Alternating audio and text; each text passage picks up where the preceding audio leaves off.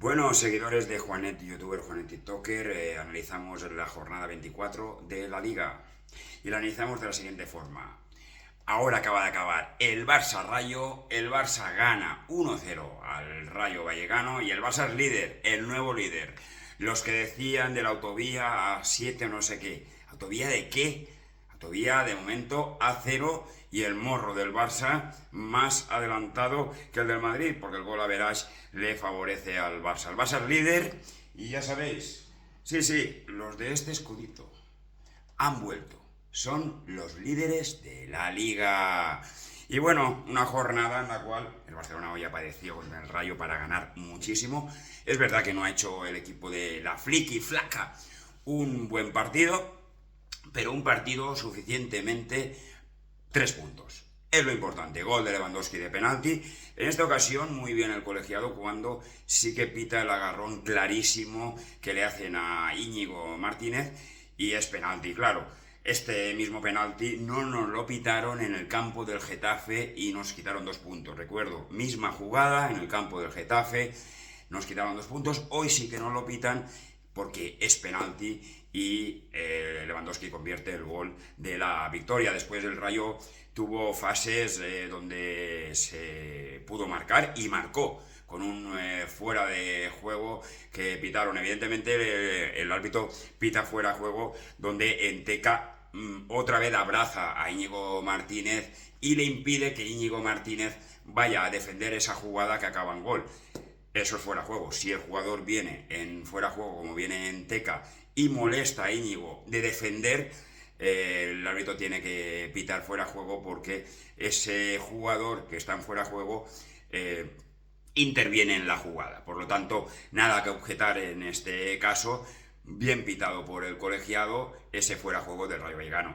Los últimos compases el Rayo es verdad que apretó porque el Barcelona estuvo impreciso durante el partido y no acabó marcando el segundo gol cuando las tuvo, porque hoy Lamine Yamal tuvo 2 goles que el portero, la verdad es que lo hicimos internacional, a batalla, el portero del Rayo Vallecano, porque tuvimos varias ocasiones claras de gol. Rafinha también delante de Batalla falló algún gol claro y claro, cuando no hacer el segundo gol le das alas al rival de que en cualquier jugada te pueda empatar. De hecho la tuvieron en los últimos minutos en un remate de cabeza de Frutos que la mandó fuera. El Barcelona supo padecer, supo defender en los últimos minutos un valioso resultado que te daba 3 puntos y te daba el liderato. El Barça no falla, el Barça es líder. Por lo tanto, es lo importante, ¿no? Después, evidentemente, empezarán la caverna mediática de el tema del fuera juego, el tema de... No, está bien pitado, ya lo he explicado anteriormente. Cuando hay Enteca están fuera de juego y molesta a Íñigo defender, hay que pitar el fuera de juego porque interviene en la jugada.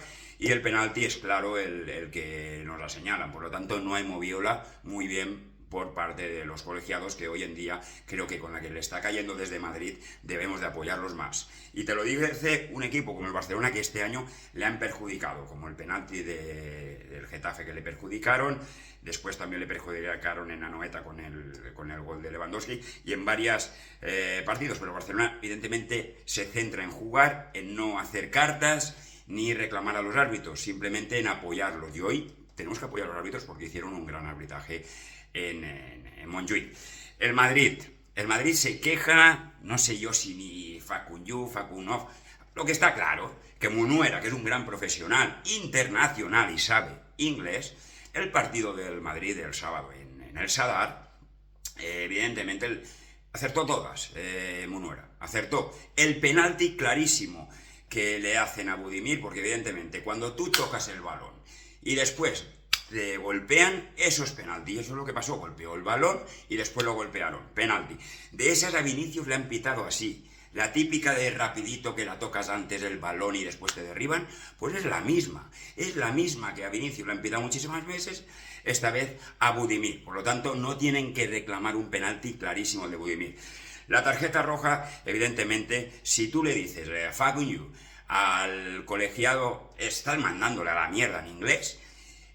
Y la caverna mediática le interesa y ahora está en condicionarios de inglés y sacando cosas están inventándose la conversación, evidentemente una conversación entre adultos en el campo, como es el colegiado y el jugador. El colegiado sabe de sobra, Munuera sabe de sobra lo que le dijeron, y él así lo obtuvo y lo expulsó de inmediato. Si lo expulsa de inmediato es porque lo mandaron a la mierda en inglés, no hay más. Pero en Madrid y la prensa interesa inventarse otra palabra dentro del FAC, ¿no? Meterle otra palabra para que así la pena sea que no era expulsión. Pero bueno, al final la realidad solo la sabe Munuera y Bellingham, que es el que la boquita...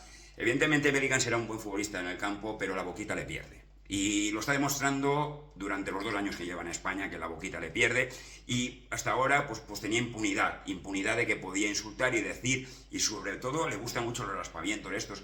Esto al final en el fútbol pues hay que sancionarlo, y se está sancionando hoy en día. Por lo tanto, Munuera chapó. De hecho es un colegiado que aprecio, que conozco en este caso, porque lo conozco, y acertó en todo, ¿no? Acertó en todo el colegiado andaluz, que aparte es internacional, un árbitro que pita en Europa y sabrá de sobra el inglés y lo que le dijo Bellingham, porque está acostumbrado a pitar a jugadores ingleses, muy acostumbrado. Por lo tanto, está muy bien que este tipo de árbitros internacionales, con la que está cayendo en el Madrid, tenga esa personalidad de poder expulsar a un jugador, sea del equipo que sea. Ya estaba bien. Yo creo que llevan 120 años de impunidad arbitral el Real Madrid, 120 años donde han tenido ayudas de todo tipo arbitrales, y yo creo que ha llegado el punto que los árbitros han dicho, esto es así, se pita así.